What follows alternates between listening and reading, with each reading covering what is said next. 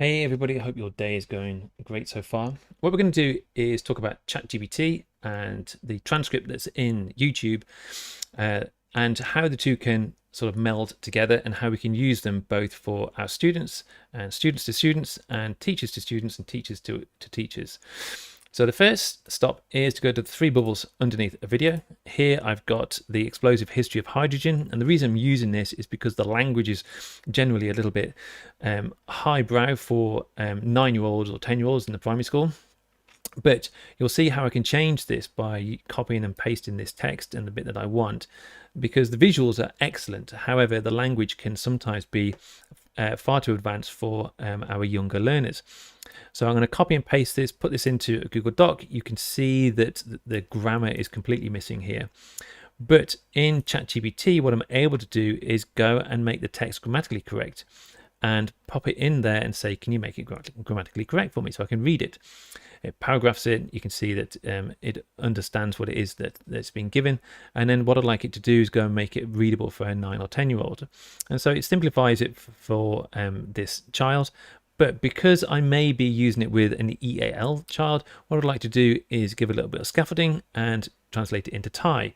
Now, we have many languages in school, and I've been assured that the Romanian is pretty spot on, and it's age appropriate as well when I'm asking for it to be simplified even further.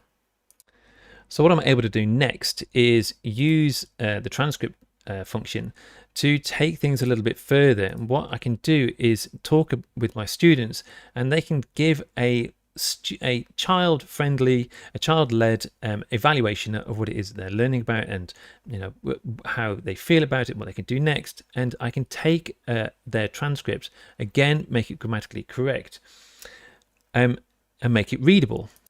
Now, why this is useful is because I can tell it now to make it into a script and ask it to understand that there are several people talking here, because this is going to be useful for me to copy and paste this and send it to the students, and they can put it into their own student digital portfolio as an evaluation piece for the end of a project.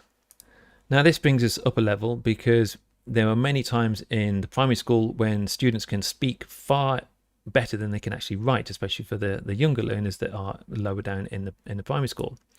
So what we're able to do now is, from a teacher's point of view, is we're able to go and use the transcript again, but this time when you're taking your students from the initial learning intention all the way through to self-evaluation and critical thought about how they arrived at this point and what they would like to do if they took it a little bit further.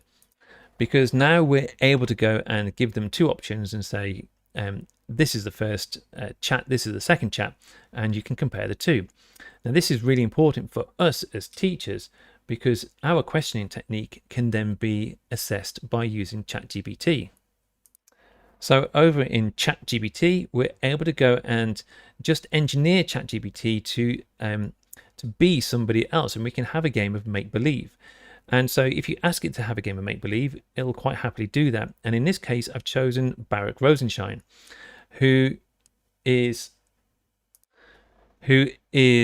the author of Principles in Instructional Design. He's also the main guidance for Tommy Sherrington's walkthroughs. So what we're able to do is give ChatGPT Barak Rosenshine's bio, and then we're able to go and give it his past papers.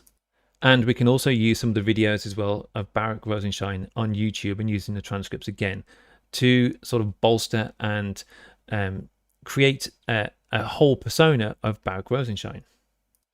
So now, as Barak Rosenshine, we're able to give the script, and we're able to go and say exactly what we want Barak to be looking at, and then also to assess our questioning technique in this video or any video that we use, and say, what do you think of this? And also, could you provide 3 or 4 next steps for me as a teacher? Now, to finalize, it's really an interesting experiment, and the results are somewhat reassuring and surprising. And the last 30 seconds here are with the update to ChatGPT version 4, is you're able to go and drop in URLs direct to images. And what I'm using here is Robert Rauschenberg's collages. And I just asked it if it could see it and what it actually thinks of it and describe the image. And I just think that from an art point of view, from an art history point of view, you could go and use a leading critic and ask it to evaluate student work and see if you agree with it. It'd be a good sort of comparison to see, if you do agree with it, if you could use it with your students. That would certainly be thought-provoking.